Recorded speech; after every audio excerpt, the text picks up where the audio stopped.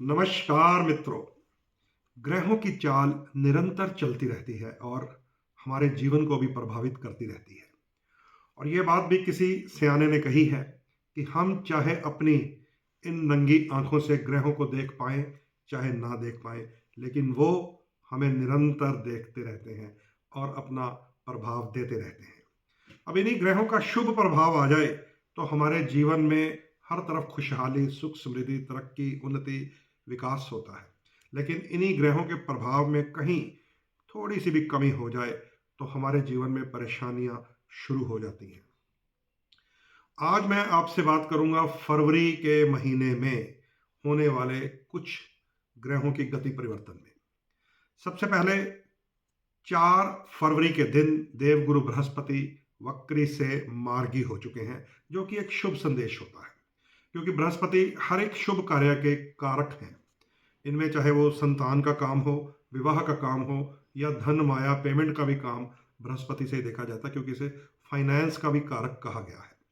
तो बृहस्पति 4 फरवरी से वृष राशि में अब मार्गी चलेंगे। ये एक शुभ संदेश है हम सबके लिए, विशेषकर उन राशियों के लिए जो बृहस्पति की मित्र राशियां हैं: धनु, मीन, मेष, वृश्चिक, कर्क और सिंह। ये देव श्रेणी की राशियां होती हैं। इसके विषय में आपको यूट्यूब पर मेरा कोई ना कोई वीडियो मिल जाएगा। 24 फरवरी को एक और परिवर्तन होने जा रहा है, वो है मंगल ग्रह का परिवर्तन। मंगल ग्रह अभी भी वक्री गति में है जब आपसे बात कर रहा हूं, और वो भी शत्रु की राशि में। इसीलिए कहीं ना कोई घटना, दुर्घटना, अग्निकांड, युद्ध के कांड होते जा रहे हैं। लेकिन अपनी नीच राशि से तो निकल चुके हैं। जब ये नीच राशि में थे तो आपने देखा होगा हर रोज कहीं ना कहीं अग्निकांड हो रहा था। अभी भी छिटपुट ऐसी घटनाएं हो रही हैं और अभी होंगी भी। 24 फरवरी को ये वक्री से मार्गी हो जाएंगे। तो मंगल का थोड़ा सा आप गोचर समझ लीजिए। मिथुन राशि में मार्गी चलेंगे तो समझ लीजिए कुछ परसेंट और राहत हमें मिल जाएगी। कुछ परसेंट, पूरा 100% नहीं। क्यों?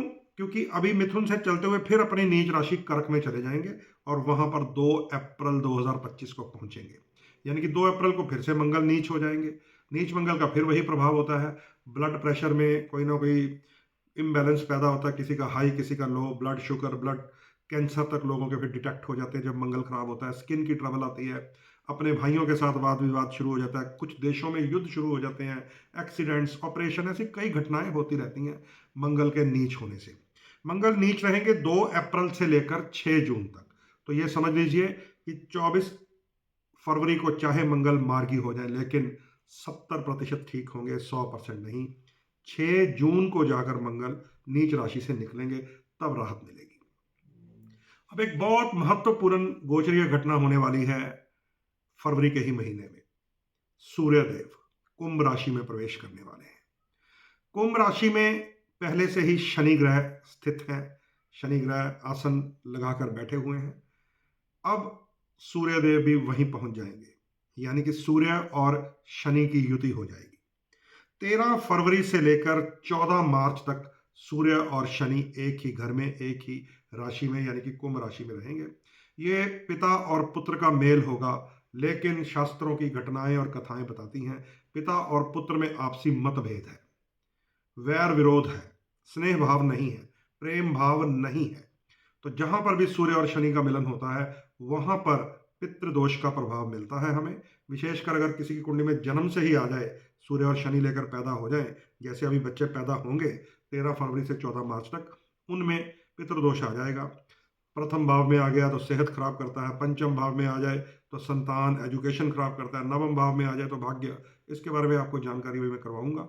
लेकिन ये एक पितृदोष होता है, इसकी शांति अवश्य पहले ही करवा लेनी चाहिए। अमावस्या हो या पूर्णिमा हो, ऐसे दोष जो हैं, सर्प दोष, पितृदोष, गुरु राहु का चंडाल दोष, मंगल राहु का अंगारक दोष, चंद्र केतु, चंद्र राहु ग्रहण दोष, ये पूर्णिमा और अमावस्या तिथि का आप उपयोग कर सकते हैं। शनि और सूर्य की 30 दिन की युति 13 फरवरी से थोड़ा सा परेशान करने वाली है, सतर्क रहिएगा।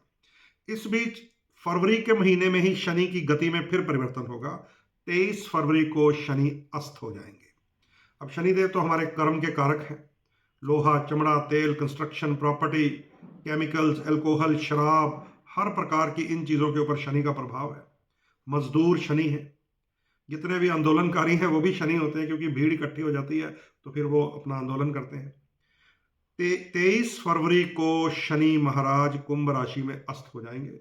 इसका थोड़ा प्रभाव तो आएगा शनि के साथ संबंधित चीज़ों में, जैसे लोहे के कामों में इसका प्रभाव आएगा, केमिकल्स में, तेल के कामों में, काले रंग की वस्तुओं पे इसका प्रभाव आएगा, मजदूर वर्ग पर इसका प्रभाव आएगा, कामों में भी मंदी आ जाती है कभी कभी, तो थोड़ा सा इसको भी आपको समझना पड़ेगा। 23 फरवरी से लेकर 29 मार्च 2025 तक शनि महाराज कुंभ राशि में अब अस्त रहेंगे। अस्त शनि हमारे जीवन को प्रभावित करते हैं। हमारा जीवन जो है लगभग 50% से भी अधिक शनि की वस्तुओं से ही चल रहा है। हमारी गाड़ी लोहे की है, वो शनि, स्कूटर मोटरसाइकिल लोहे का है शनि, हमारे सर पे छत, उसमें भी ईंटें सीमेंट और सरिया है, वो शनि। हम अगर फैक्ट्री में चले जाते हैं, वहाँ हमारी मशीनें चल रही हैं, शनि, मजदूर उनको चलाने वाले शनि, और पक्की सड़क शनि। तो शनि का बहुत अधिक प्रभाव है हमारे जीवन में। शनि जब अस्त हो जाते हैं तो जीवन में भी मंदापन आ जाता है, धीमापन आता है, रुकावट आती है। इसके लिए भी कुंडली के अनुसार बहुत सारे उपाय होते हैं। हालांकि शनिदेव तो आजकल हमारे मंदिरों में स्थापित हैं, शनिदेव का तेल अभिषेक किया जाता है, पर कुंडली के अनुसार किया जाए तो ज़्यादा बेटर होता है। कुछ लोगों के लिए शनि का अस्त होना भी बढ़िया होगा, क्योंकि उनके लगन के एंटी प्लैनेट अस्त हो जाएंगे। लेकिन कुछ लोगों के लिए शनि का अस्त होना बिल्कुल बढ़िया नहीं होगा। उनके धन के, सेहत के, संतान के कारक शनि हैं, जो दैत्य श्रेणी की कुंडलियां हैं। आइए इसके ऊपर एक छोटी सी नज़र मारते हैं कि ये सूर्य और शनि जो 30 दिन के लिए इकट्ठे होने जा रहे हैं, मेष से लेकर मीन लग्न तक क्या प्रभाव आएगा। तो मित्रों, मैं यहाँ पर लगन की बात करूंगा, चंद्र राशि की नहीं। हाँ, अगर आपके पास जन्म पत्री नहीं है, डेट ऑफ बर्थ टाइम नहीं पता, तो आप नाम की राशि को उस लगन की राशि से जोड़कर अपना देख सकते हैं। सबसे पहले बात करेंगे मेष लगन वालों की। मेष लगन के लिए एकादश भाव में सूर्य और शनि का मेल होने जा रहा है 13 फरवरी से। आय, लाभ और यश को प्रभावित करेगा। चलते हुए प्रोजेक्ट में कोई ना कोई रुकावट आ जाती है, प्रमोशन की प्रॉब्लम आ जाती है। जो लोग सरकारी कार्य करते हैं उन्हें तो थोड़ा सतर्क रहना चाहिए, क्योंकि सूर्य सरकार का ग्रह है। लीगल समस्याएं सूर्य के कारण ही आती हैं जब राहु या शनि से घिरता है। तो इनकम का स्थान आपका कमजोर हो रहा है मेष लगन वाले। वृष लगन वालों के लिए कर्म स्थान में सूर्य और शनि मिलेंगे। बहुत ज़्यादा धूप दौड़ होगी, परिश्रम होगा, कठिनाइयाँ आएंगी, रुकावटें आएंगी, क्योंकि कर्म स्थान जो हमारे काम, कारोबार, पिता और बॉस का घर है, वहाँ पर सूर्य और शनि की युति हो रही है 13 फरवरी से 14 मार्च तक। तो मेहनत और संघर्ष के लिए तैयार रहिए। मिथुन लगन वालों के लिए भाग्य स्थान में ही रुकावट हो जाएगी, क्योंकि कुंडली के 9वें स्थान पर सूर्य और शनि का मिलना, भाग्य स्थान पर मिलना एक ऐसी खराबी है कि कुंडली राजयोग से भरी हो, नवम भाव खराब हो जाए तो बहुत कुछ डिस्टर्ब हो जाता है। धार्मिक यात्राओं पर जाते हुए ध्यान रखिएगा, क्योंकि 9वें घर में कोई डिस्टर्बेंस हो तो बहुत सारी ऐसी घटनाएं हमने सुनी है कि धार्मिक यात्रा पे जा रहे थे, चोट लग गई, एक्सीडेंट हो गया, नुकसान हो गया। मिथुन लगन सतर्क रहे। वृश्चिक लगन के अष्टम भाव में सूर्य और शनि का मेल शुभ नहीं है। बुजुर्गों के लिए शुभ नहीं है, अपनी सेहत के लिए शुभ नहीं है, धन के लिए शुभ नहीं है, क्योंकि आपके धनेश ही अष्टम चले गए, वो भी शनि के साथ। थोड़ा सा सतर्क रहिएगा, अपने बुजुर्गों का ध्यान रखिएगा। बॉस, पिता, घर में जो अन्य सफ़ेद बालों वाले बुजुर्ग, उनके साथ तू मैं खटपट या सेहत में कोई ना कोई खराबी आ सकती है, तो विशेष ध्यान रखना पड़ेगा अपने बड़े बूढ़ों का। सिंह लगन के लिए यही सूर्य शनि की युति सप्तम भाव में प्रभावित रहेगी, जिसको विवाह का घर कहा गया है, मैरिटल हाउस भी माना गया है, पार्टनरशिप हाउस भी माना गया है। तो ये विवाहिक स्थितियां खराब कर देता है। अगर कुंडली में जन्म से ही ये गड़बड़ हुई आपके 7वें घर में, तो ये 30 दिन डाइवोर्स, सेपरेशन, लड़ाई झगड़े तक चले जाते हैं, बेडरूम में महाभारत हो जाती है। तो बच के रहिएगा। ऐसा ही प्रभाव आता है फैक्ट्री में या दुकान में, अगर कोई आपके मित्र पार्टनर हो, उनके साथ भी संबंधों में खटास आ जाती है। कन्या लगन वालों के लिए छठे भाव में सूर्य और शनि का मिलना आपकी सेहत के लिए अच्छा नहीं है, क्योंकि छठा भाव होता है रोग, शत्रु, कर्जा। तो कोई ना कोई चिंता सताएगी, कोई ना कोई बात मन को कटोच देगी, परेशान करेगी, मानसिक परेशानी भी आ जाती है। सूर्य शनि मिले हुए हैं, तो सूर्य इसमें ज़्यादा कमजोर होता है। किसी सरकारी कार्य के कारण कोई ना कोई उलझन पड़ सकती है। ध्यान रखिए अपनी सेहत का भी, अपने हर कार्य को करते हुए सतर्कता से काम करें। तुला लगन की बात करें तो ये युति आपके पंचम भाव में बनेगी। पंचम भाव एजुकेशन का है, संतान का है, लव अफेयर का है, सडन गेन का होता है। तो अपनी आयु के हिसाब से देख लें। अगर आप विद्यार्थी हैं तो एजुकेशन में रुकावट, यंग बर्ड्स हैं तो रोमांस में खटपट हो जाएगी। कहीं ना कहीं अगर ट्रेडिंग करते हैं, स्टॉक एक्सचेंज का काम है, जुआ सट्टा लॉटरी, तो वो भी आपके लिए परेशानी देगा। और संतान संबंधी यहाँ पर सूर्य शनि का मिलना बहुत परेशानी दे देता है उन लोगों का जो एक्सपेक्टेड मदर होती हैं। तो थोड़ा सा ध्यान रखिएगा, कई बार यहाँ पर संतान संबंधी बड़ी परेशानी आ जाती है। अब बात करेंगे वृश्चिक लगन की। वृश्चिक लगन वालों के सुख स्थान में सूर्य और शनि का मिलना अधिक शुभ नहीं होता, क्योंकि ये माँ का घर है, ये भूमि भवन वाहन का घर है, ये जनता का घर है। तो यहाँ पर सूर्य और शनि का मिलना आपके प्रॉपर्टी संबंधी कोई परेशानियां पैदा कर सकता है, वाहन संबंधी आपको परेशानियां आ सकती हैं, माँ के साथ मतभेद हो जाते हैं कभी कभी, नहीं तो माता की सेहत के ऊपर इसका बुरा प्रभाव आ जाता है, यानी ये कहीं ना कहीं से सुख की हानि होती है। तो ये परेशानी भरे 30 दिन है, वृश्चिक लगन वाले भी थोड़ा सा ध्यान से रहें। धनु लगन की बात करें तो ये तीसरे घर में सूर्य और शनि चले गए हैं। इसे house of decision, house of energy, ये भी एक पावर हाउस होता है तीसरा घर भी, क्योंकि इसे पराक्रम स्थान कहते हैं, दोस्तों का, मित्रों का, भाइयों का घर है। यहाँ पे सूर्य और शनि की नेगेटिव एनर्जी आ जाए तो अपने ही पक्के दोस्तों के साथ खिटपिट हो जाती है, भाइयों के साथ झगड़े हो जाते हैं, अपने डिसीजन गलत हो जाते हैं, अपनी एनर्जी हम फालतू जगह पर लगाकर वेस्ट करने लग जाते हैं, मिलता कुछ भी नहीं है। तो थोड़ा सा ध्यान से, धैर्य से चले, मीठी भाषा प्रयोग करें सबके साथ। यहाँ जो तीसरा घर होता है, तो ध्यान रखें, किसी की गवाही नहीं देनी चाहिए, साइन नहीं करने चाहिए किसी के लिए कोर्ट में जाकर, वो खुद पे भारी पड़ जाते हैं। अच्छा, मकर मकर लगन की बात करें तो दूसरे घर में सूर्य और शनि का मिलना कुटुंब में हानि, अपने ही परिवार से कोई ना कोई वाद विवाद शुरू हो जाता है। बहुत सारे लोगों के दूसरे घर में जब खटपट होती है, वो अपने परिवार से दूर रहते हैं, इसे देश निकाला या घर निकाला भी कह देते हैं। और ये वाणी का भी घर है, आपकी मुख से निकली हुई बात ही आपके लिए परेशानी का कारण बनेगी। दांतों का भी ध्यान रखें। तो सेकंड हाउस डिस्टर्ब रहेगा, पारिवारिक विवाद पैदा होते हैं। कुंभ लगन की बात करें तो लग्न में ही है सूर्य और शनि, 30 दिन के लिए मिलेंगे, 13 फरवरी से 14 मार्च तक। लगन के हिसाब से आप देखें तो ये पर्सनैलिटी का हाउस है, नाम, यश, इज्जत, प्रतिष्ठा, हेड टू टोज, आपकी अपीयरेंस, आप कैसे उठते हैं, बैठते हैं, चलते हैं, बोलते हैं, लोगों पे आपका क्या प्रभाव है, ये लगन ही तो बताता है। पर अगर लगन में सूर्य और शनि का द्वंद्व युद्ध होगा तो पर्सनैलिटी डाउन होती है, आत्मविश्वास कमजोर हो जाता है, बुझा बुझा सा चेहरा, धीमापन, रुकावटी सी लगेगी सारी आपको, अपनी जीवन की समस्याएं ऐसा लगेगा सारी इकट्ठी हो रही हैं। तो थोड़ा ध्यान रखिएगा। अब अंत में बात करता हूँ मीन लगन, 12वें भाव में सूर्य और शनि, विदेश संबंधी रुकावट पैदा होती है, विदेश जाकर भी वहां पर भी संघर्ष होता है, कई लोग वहां से वापस आ जाते हैं रो पीट कर।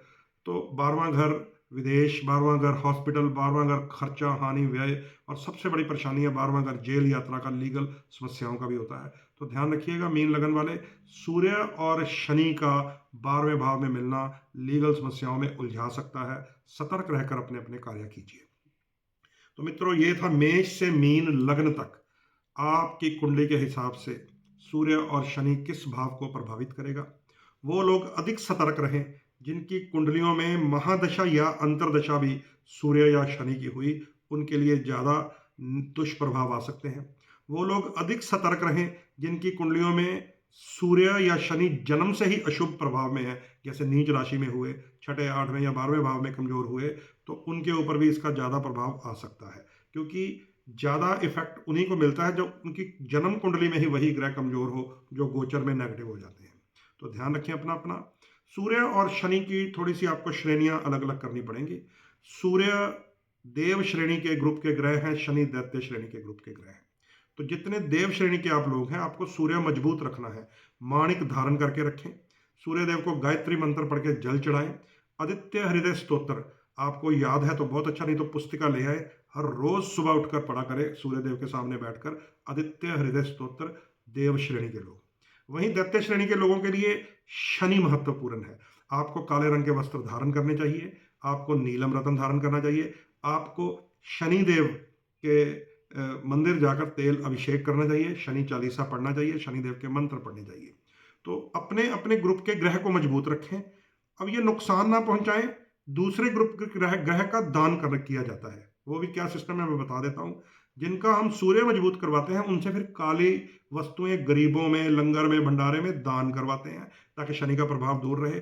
जिन्हें हम नीलम पहनाकर शनिदेव स्ट्रांग करवाते हैं उनसे फिर गुड़, कनक, दलिया, शक्कर दान करवाते हैं, ताकि सूर्य का प्रभाव दूर रहे। तो ये थोड़ा उपाय समझ के करेंगे तो ये 30 दिन समस्याएं तो आएंगी, मैं भी आपके साथ हूँ, मेरे लिए भी आएंगी, लेकिन क्योंकि मैं माणिक धारण करता हूँ तो मैं वस्तुएं काली दान करूंगा, सूर्य देव को जाके प्रणाम करूंगा, ताकि सूर्य की शक्ति कायम रहे, शनि का प्रभाव कम हो जाए। ऐसे ही जो नीलम धारण करेंगे वो शनिदेव को प्रणाम करेंगे और सूर्य की वस्तुएं दान करेंगे।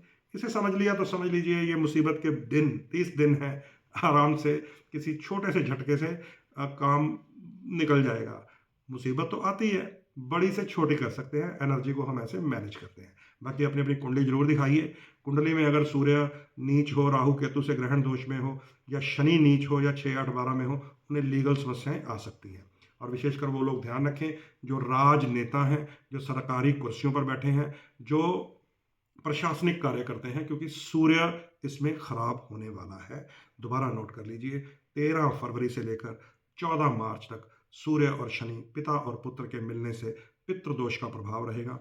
इस अवधि में जितने बालक बालिकाएं जन्म लेंगे उनकी कुंडली में भी ये योग होगा। इसलिए उनके जन्म लेते ही जब आप अपने पंडित जी से गंडमूल पूछते हैं, नाम अक्षर पूछते हैं, लग्न राशि पूछते हैं, और गंडमूल हो तो उसकी शांति पूजा करवाते हैं, ऐसे ही सूर्य और शनि की शांति पूजा भी अवश्य करवा दें। अन्यथा वो पिता पर भारी बालक होता है।